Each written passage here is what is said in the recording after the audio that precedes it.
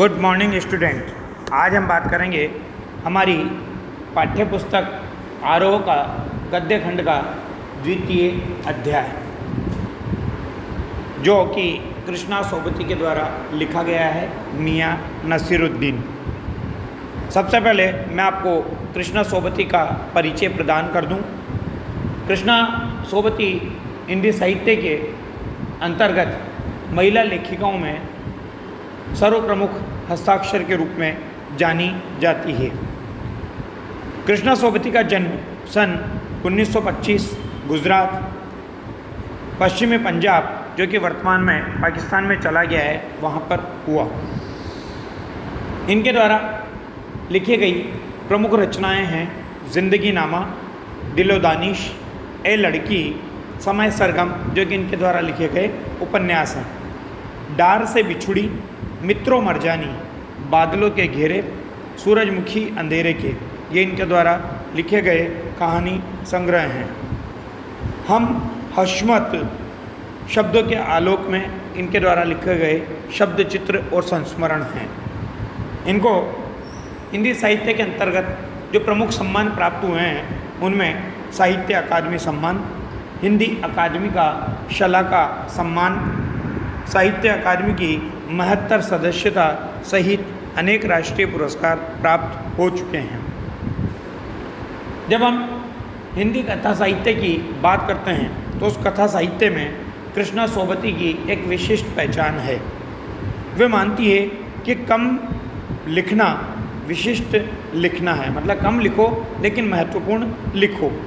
यही कारण है कि उनके संयमित लेखन और साफ सुथरी रचनात्मकता ने अपना एक नित्य नया पाठक वर्ग बनाया है। मतलब उनको पढ़ने वाला हर बार नया पाठक वर्ग जुड़ता चला जाता है।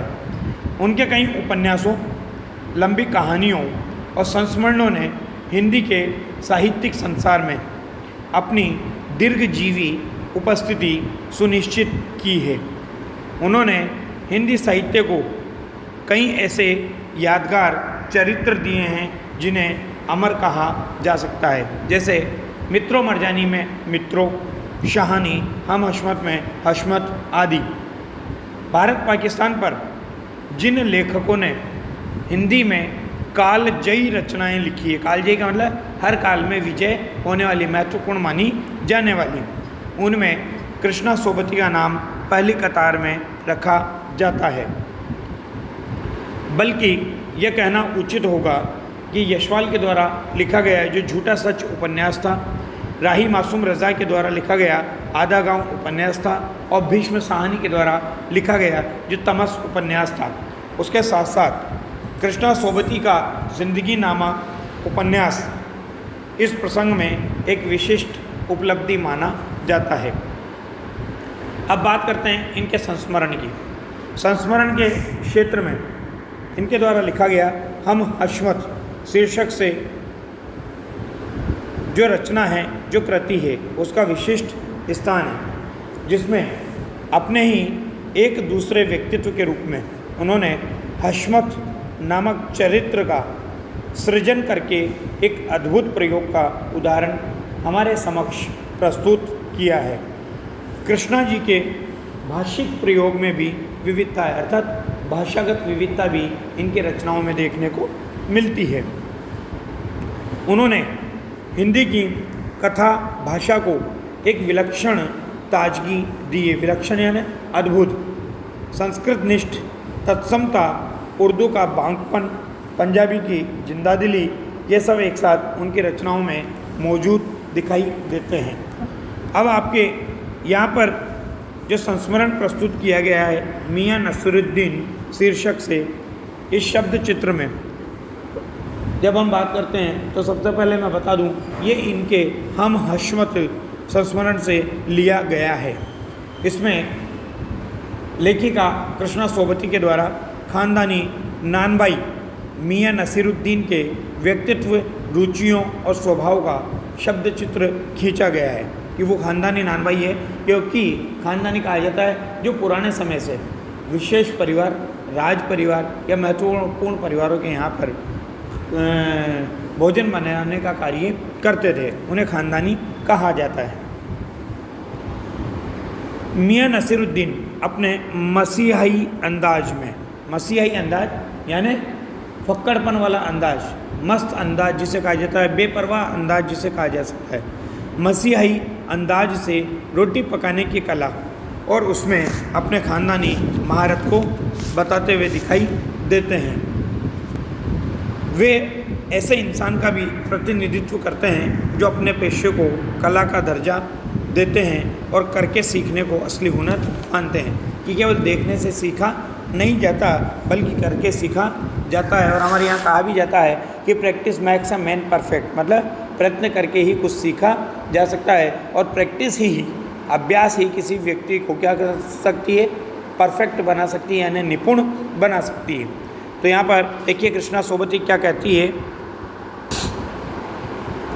कृष्णा सोबती कहती है, साहबो पाठक वर्ग को संबोधित करते हुए कह रही है वो कि उस दिन अपन मटिया महल की तरफ से न गुजर जाते तो राजनीति, साहित्य और कला के हज़ारों हज़ार मसीहों के धूम धड़क्के में नान भाइयों के मसीहा मियाँ नसीरुद्दीन को कैसे तो पहचानते और कैसे उठाते लुत्फ़ उनके मसीही अंदाज का। लुत्फ़ यानी मज़ा, आनंद। देखिए उर्दू भाषा की शब्दावली का भी प्रयोग है। अब ये उस क्षेत्र की बात कर रही है जो क्षेत्र मटिया महल के नाम से जाना जाता है। ये अगर उधर से नहीं जाती तो राजनीति, कला, साहित्य के जो हज़ारों हज़ार मसीहाओं का वो स्थान है, वहाँ पर इसका परिचय उस मियाँ नसीरुद्दीन से नहीं हो पाता और उसके व्यक्तित्व से ये परिचित नहीं हो पाती। इसलिए कह रही है कि उस दिन मटिया महल की तरफ से न गुजर जाते तो ये किससे वंचित हो जाते, राजनीति, साहित्य और कला के हज़ारों हज़ार मसीहों के धूम धड़क्के और धूम धड़क्कों में नान भाइयों के मसीहा मियाँ नसीरुद्दीन को ये पहचान नहीं पाते। हुआ यह कि हम एक दोपहरी जामा मस्जिद के आड़े पड़े यानी जामा मस्जिद के पास से जो रास्ता जाता है, मटिया महल के गड़ैया मोहल्ले की ओर निकल गए। एक निहायत यानी बिल्कुल मामूली अंधेरी सी दुकान पर पटापट आटे का ढेर संते देख करके ठिठक गए। सोचा सेवैयों की तैयारी होगी, पर पूछने पर मालूम हुआ कि ख़ानदानी नान भाई मियाँ नसीरुद्दीन की दुकान पर खड़े हैं। अर्थात वहाँ पर जब ये पहुँचे, आटे का ढेर संता देखा तो इन्होंने वहाँ पर रुक कर देखा तो पहले तो सोचा सेवैयों की तैयारी होगी, लेकिन जब पूछा तो पता चला कि वो किसकी दुकान पर खड़े हैं, ख़ानदानी नान भाई की दुकान पर खड़े हैं। और वो ख़ानदानी नान भाई किस लिए प्रसिद्ध है उसके बारे में वर्णन कर रहे हैं। अंडरलाइन करना, क्योंकि प्रश्न का उत्तर भी बनेगा आपका ये कि मियाँ मशहूर हैं यानी प्रसिद्ध हैं 56 किस्म की यानी 56 प्रकार की रोटियां बनाने के लिए। अब लेखिका आश्चर्यचकित हुई। 56 प्रकार की रोटियां कोई सहज काम नहीं है। हमने जो अंदर झांका तो पाया कि मियाँ, अब मसीहाई अंदाज़ देख लो आप उनका, कि मियाँ चारपाई पर बैठे बीड़ी का मज़ा ले रहे हैं। अंडरलाइन करना, ये उनका शारीरिक व्यक्तित्व बताया जा रहा है। मौसमों की मार से पका हुआ चेहरा है, अर्थात बहुत ज़्यादा अनुभवी हैं, उम्र का बहुत समय निकल चुका है। आँखों में काइयाँ भोलापन, काइयाँ यानी धूर्त, चालाक, मतलब चालाक भी हैं लेकिन चेहरे से कैसे दिखते हैं, भोले दिखते हैं। और पेशानी यानी माथा या मस्तक पर मजे हुए कारीगर के तेवर दिखाई देते हैं। अब देखिए तद्भव शब्दावली है यहाँ पर कि हमें गाहक समझकर, गाहक यानी ग्राहक, कस्टमर समझकर मियाँ ने नज़र उठाई और बोले फरमाइए। उर्दू भाषा का शब्द है फरमाइए यानी आदेश कीजिए। तो झिझक से कहा कृष्णा सोबती ने, आपसे कुछ एक सवाल पूछने थे अगर आपको वक्त हो तो मियाँ नसीरुद्दीन ने पंचहज़ारी अंदाज में सिर हिलाया और कहा निकाल लेंगे वक्त थोड़ा, पर यह तो कहिए आपको पूछना क्या है। पंचहज़ारी अंदाज जैसे बहुत ज्ञानी, महत्वपूर्ण या बेपरवाह के अंदाज में, जैसे कोई विशेष बात नहीं है उनके लिए ही है। फिर घूर कर देखा और जोड़ा, मतलब उन्होंने अनुमान लगाया, जोड़ना यानी अनुमान लगाना, कि कहीं अखबार नवीस तो नहीं हो। अखबार नवीस यानी अखबार के रिपोर्टर, संवाददाता तो नहीं हो। ये तो खोजियों की खुरापात है, क्योंकि अखबार वालों को क्या मानते हैं? खोजियों की खुरापात मानते हैं। खुरापात है ना शैतानी। हम तो अखबार बनाने वाले और अखबार पढ़ने वाले दोनों को ही निठल्ला समझते हैं, क्योंकि उनके पास कोई काम नहीं होता, ऐसा इनका मानना है। हाँ, कामकाजी आदमी को इससे क्या काम है? खैर, आपने यहाँ तक आने की तकलीफ़ उठाई ही है, तो पूछिए क्या पूछना चाहते हैं। अब लेखिका पूछती है, देखिए कि पूछना यह था कि किस्म किस्म की यानी तरह तरह की रोटी पकाने का इल्म यानी जानकारी, ज्ञान, विद्या या शिक्षा, तरह तरह की रोटी पकाने का इल्म आपने कहाँ से हासिल किया? हासिल करना यानी उपलब्ध करना, प्राप्त करना। अब मियाँ नसीरुद्दीन ने आँखों के कंचे हम पर फेर दिए, मतलब आँखों के हीरो को घुमाकर, पुतलियों को घुमाकर उनको देखा। फिर तरेर कर बोले, उन्होंने मतलब उनको इधर उधर हिलाकर बोले। क्या मतलब? पूछिए साहब, नान भाई इल्म लेने कहीं और जाएगा, अर्थात वो खानदानी है, उसे इल्म लेने के लिए, उसे ज्ञान प्राप्त करने के लिए कहीं और जाने की आवश्यकता नहीं है।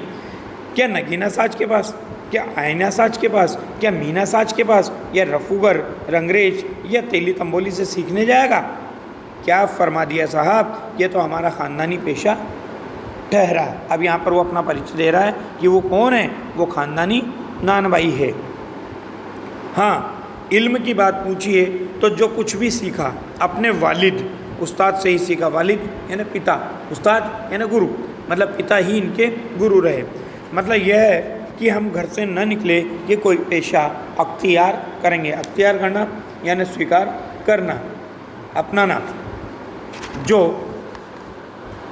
बाप दादा का हुनर था वही उनसे पाया। और वालिद मरहूम, वालिद यानी पिता, मरहूम यानी स्वर्गवासी के उठ जाने पर आ बैठे उन्हीं के ठिये पर। ठिया यानी स्थान। यहाँ पर देखिए कुछ वर्ड आए थे जो मैं आपको समझा दूँ। नगीना साज यानी नगीनों का काम करने वाला, नगीनों को जड़ने वाला। मीना साज मीनाकारी करने वाला, बर्तन पर बारीक कारीगरी करने वाला। रंगरेज होता है कपड़ा रंगने वाला। उन्हीं के ठिये पर आ बैठे। अब ये उनके पिता का परिचय प्राप्त करना चाहती है कि आपके वालिद, प्रश्न को अधूरा छोड़ दिया गया है, देख लीजिए आप, कि मियाँ नसरुद्दीन की आंखें अब पिता की याद आते ही लम्हा भर को किसी भट्टी में गुम हो गई। लगा गहरी सोच में है, फिर सिर हिलाया।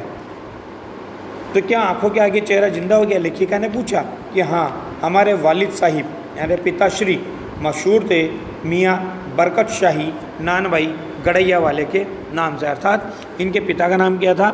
मियाँ बरकत शाही नान भाई गड़ैया वाले। और उनके भी वालिद यानी पिता के भी पिता अर्थात इनके दादा, यानी कि हमारे दादा साहिब थे आला नान भाई मियाँ कल्लन। उनका नाम क्या था? मियाँ कल्लन। आला नान भाई, आला यानी श्रेष्ठ, श्रेष्ठ नान भाई थे जो मियाँ कल्लन के नाम से प्रसिद्ध थे। धन्यवाद।